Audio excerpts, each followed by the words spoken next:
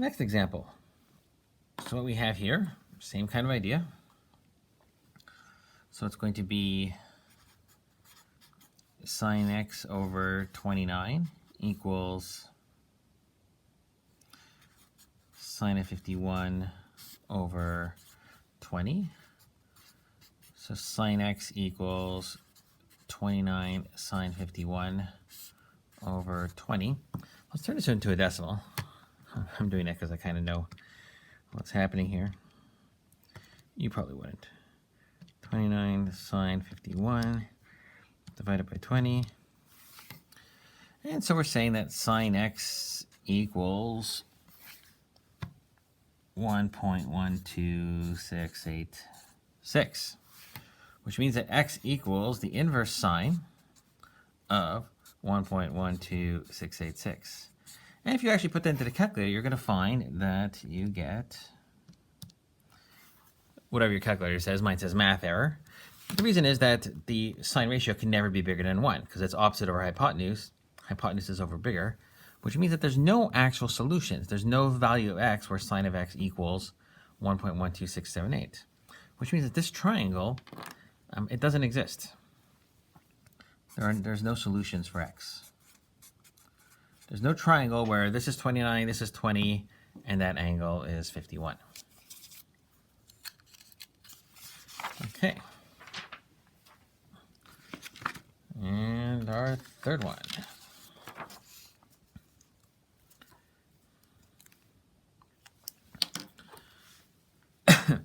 So same setup. We're going to have sine x over 20 equals sine 44 on 17. So sine x is 20 sine 44 on 17, and x equals the inverse sine of 20 sine 44 on 17, which is going to be the inverse sine of 20 sine 44 divided by 17, 54.8. So x is going to be 54.8. Of course, we also need, that's the first quadrant answer. We need a second quadrant answer, which is going to be just 180 minus that. So that's kind of our Q1 answer. And our Q2 answer will be 180 minus that, which is 125.2.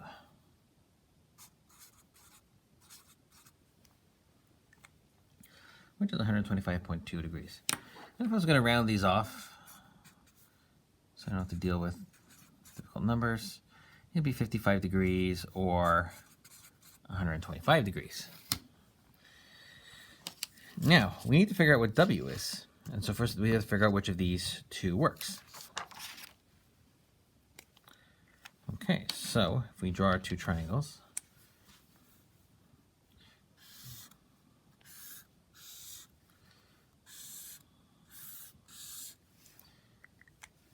so what we have is we have either, so it's 44 degrees no matter what, that's from the question. And then our answer is either 55 or 125, which means that the leftover angle is going to be so that's going to be 81 degrees or 125 or 11 degrees. So in fact, what happens here is that both of them work. We have two examples. We have two possible answers, but each answer, so 55 works and 125 also works. So they're actually both, we're actually gonna have two answers when we try to figure out W. So maybe we should put on the other stuff because we're gonna need this. So 2017, and we're trying to figure out what W is. So what we have is that either we have W over sine 81 equals 17 over sine 44. We could have used this pair, but it's better not to. Or we have W over sine 11 equals 17 over sine 44. So W equals 17 sine 81 over sine 44. And W equals 17 sine 11 over sine 44, which is going to be equal to 17 sine 81 divided by sine 44, which is 24.2. Or here we have 17 sine 11 divided by sine 44, or W equals 4.67. And those are the two possible answers. And they're both correct. So if you're given a triangle like this, you actually need to come up with two different answers to work it out. These representations are not very accurate. I'm just going to quickly show what the two triangles really kind of look like. So this first triangle looks like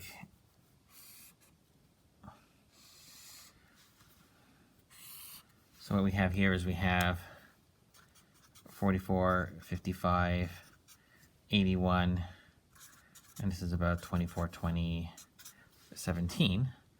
That's one possible triangle. And the other one actually looks something like this, where this is 44, and I didn't draw it too well. This is 125. This is only 11. That's 20, that's 17, and this is about 4.7. And so those are the two possible triangles. So if you start off just with these measurements, 44 to 20 to 17, it can actually be two different triangles. And it's ambiguous. We're not sure which one it is.